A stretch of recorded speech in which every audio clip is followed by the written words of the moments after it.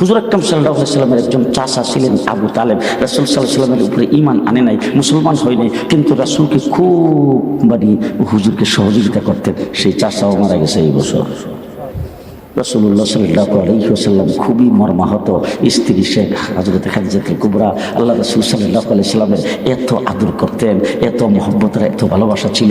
খাদিজাতুল কুবরার মাল ইসলামের জন্য কাজে লাগছে, তার বুদ্ধি ইসলামের জন্য কাজে লাগছে। হুজুর আকরাম সাল্লাল্লাহু আলাইহি ওয়াসাল্লামের জন্য খাদিজাতুল কুবরা দরজার মধ্যে দাঁড়িয়ে থাকতেন। যতক্ষণ রাসূল ঘরে না আসতেন ততক্ষণ পর্যন্ত খাদিজা বিছানার মধ্যে পিঠ লাগাইনি। হযরত খাদিজাতুল কুবরা আল্লাহর নবীর খেদমত করে এতটুকু পর্যন্ত নিকটতম হয়েছিলেন, স্বয়ং আল্লাহ খাদিজাতুল কুবরারে সালাম জানাইছে।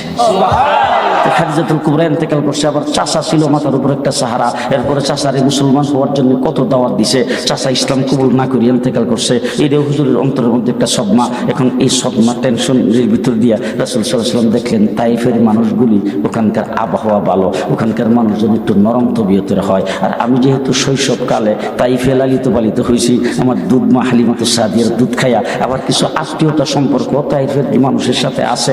একটু তাদের কাছে যাইয়া দিনের দাওয়াত দিলে মনে হয় অন্তত আত্মীয়তার খাতিরে হইলেও তারা আমার দাওয়াতটা কবুল করতে পারে। সেখানে গেছে যাইয়া তিনটা বড় বড় গোষ্ঠী ছিল। সেই আপনার আমার কথা বুঝতেছেন তো? সময় কম, এই জন্য কথা বৃষ্টি বলতে হবে, এই জন্য একটু তাড়াতাড়ি বলতেছি। তিনটা গোষ্ঠী ছিল, তিন গোষ্ঠীর তিনজন সর্দারের সঙ্গে রাসূল দেয়া সাক্ষাৎ করছে। সাক্ষাৎ করে তারপরে যখন খালি দিনের দাওয়াতটা দিছে, এরা হুজুর আকরাম সাল্লাল্লাহু আলাইহি ওয়াসাল্লামকে স্নেহ করব, মায়া করব, মমতা করব, হুজুরের আদর করব, হুজুরের মেহমানদারি করব, হুজুরের মেহমান হিসেবে তাদের সম্মান করবে, এত দূরের কথা, তারা তো কবুল করেই নেই। তাদের যত যুবক সন্ত্রাসী ছিল সবগুলির পেছনে লাগাই দিছে। সবাই মিল্লা রাসূল সাল্লাল্লাহু আলাইহি ওয়াসাল্লামের গায়ে পাথর মারতে শুরু করেছেন। হুজুর আকরাম সাল্লাম ক্ষত বিক্ষত হয়ে গেছে। রাসূল সাল্লাল্লাহু আলাইহি ওয়াসাল্লামের জুতা মোবারক রক্তে রঞ্জিত হয়ে গেছে, রক্তে ভরে গেছেন। আমার রাসূল সাল্লাল্লাহু আলাইহি ওয়াসাল্লাম বেহুশ হইয়া একটা পাহাড়ের নিচে সেখানে বসছিলেন। হঠাৎ করে হুশ আসার পরে আল্লাহর ডাক দিয়ে বলছেন, আল্লাহ তুমি কি আমার শত্রুর হাতে ছেড়ে দিয়েছ? কিন্তু আল্লাহ তাবারক ওয়া তাআলা তখন সাথে সাথে রাসূলকে উত্তর দেয় নাই। যখন খালি হুজুর তাইফ সফর শেষ করে গেছেন, মক্কায় যাওয়ার পর আল্লাহ জিবরাইলের ডাক দেখো, জিবরাইল আমার হাবিবরে যায় নিয়ে আসো।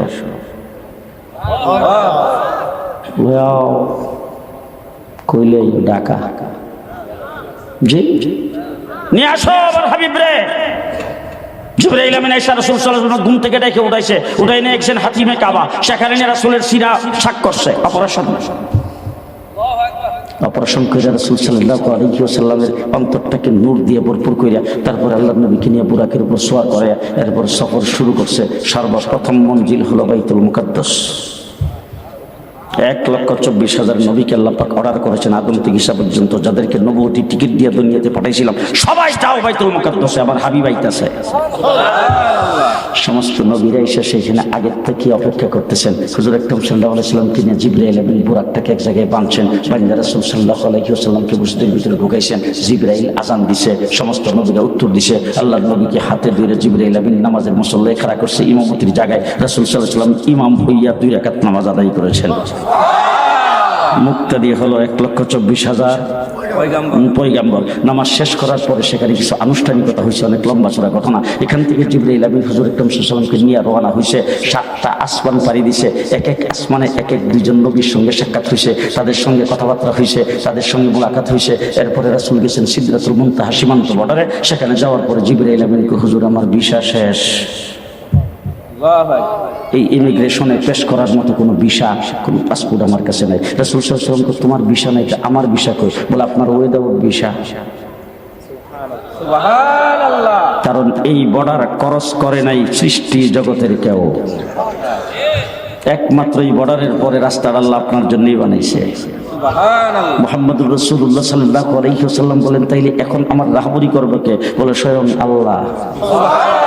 আল্লাহ রাসূল ইমিগ্রেশন পার হয়ে সামনের দিকে যাইতেছে, আর আল্লাহ পাক বলতেছেন আরো আগে, আরো আগে। কিন্তু ওখানে কোন লোকজন আছে তো? হ্যাঁ, কোন আযান দিনে মুয়াজ্জিন আছে? কোন বডিগার্ড, দারোয়ান, পাহারাদার, নাইট গার্ড কেউ নাই। এরকম নির্জন জায়গার মধ্যে একটু বই লাগার কথা তো। যখন রাসূল সাল্লাল্লাহু আলাইহি ওয়াসাল্লাম সম্পূর্ণ একাকিত্ব বোধ করতেছেন, আল্লাহ তাবারক ওয়া তাআলা একজন ফেরেশতার গলার আওয়াজটাকে আবু বকর সিদ্দিকের আওয়াজ দিয়ে রাসূলকে শুনাইছে। হুজুর আকরাম সাল্লাল্লাহু আলাইহি ওয়াসাল্লাম যাইতে যাইতে আরো আগে আরো আগে আরো আগে আরো আগে যাইতে যাইতে ফাকানা কাবা কাউসাইরি আও আদনা, আল্লাহ পাকের দরবারে এমন কাছে যায় বসছেন, দুনুকের মধ্যখানে গুলাইনের মধ্যখানে ধরে টান দিলে একটা মাথা আর একটা মাথার জীবন কাছাকাছি আসে, আল্লাহর হাবিব আল্লাহর এক চাইতে বেশি কাছে। ওখানে যায় বসছেন, কথা শুনেন, শেষ কথা শুনেন, ওখানে যায় বসছেন। বসছেন কয়জন? একজন রব্বুল আলামিন আর একজন রাহমাতুল লিল আলামিন, দুইজনের বৈঠক।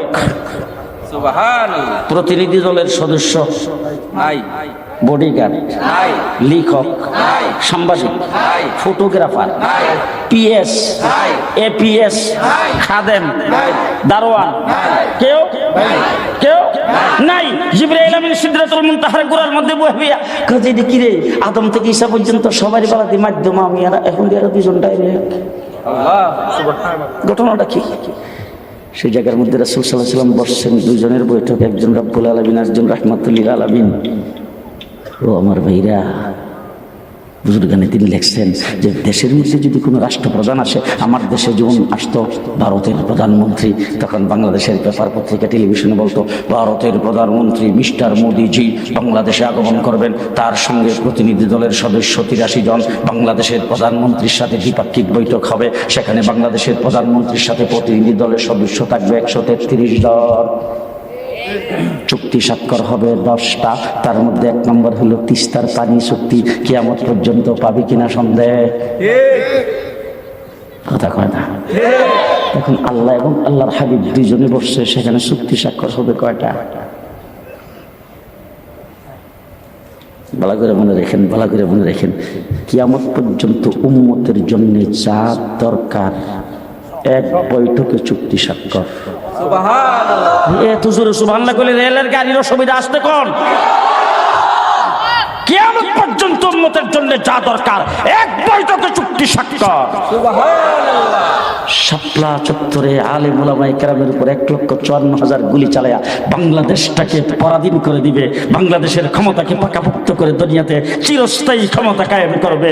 ভিশন 41 বলে স্লোগান দিছ, আল্লাহ ডাক দেখায় মেরাজের রাত্রিতে চুক্তি স্বাক্ষর হয়েছে ভিশন 24। ভিশন 41,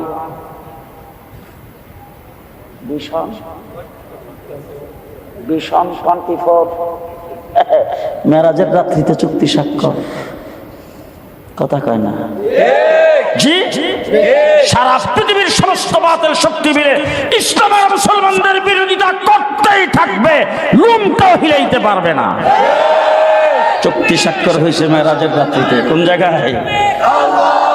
মেরাজের রাত্রিতে চুক্তি স্বাক্ষর হয়েছে। মুহাম্মদুর রাসূলুল্লাহ সাল্লাল্লাহু আলাইহি ওয়াসাল্লাম, লম্বা ঘটনা, লম্বা, অনেক বই পুস্তকের মধ্যে লেখছে 27 বছর। কয় বছর? আর আমার রাসূল সাল্লাল্লাহু আলাইহি ওয়াসাল্লাম বলছেন, আমি আয়েশা যে বিছানা থেকে উঠে গেছিলাম, আয়া দেখি বিছানাটা এখনো গরম হই। সুবহানাল্লাহ। আচ্ছা, এখন আজকে শীতের রাত্রিতে আপনি যদি বিছানা থেকে উঠে ফজরের নামাজ পড়তে যান, আয়া দেখবেন তো বিছানাটা গরম হই। হ্যাঁ, হায় হায় হায়।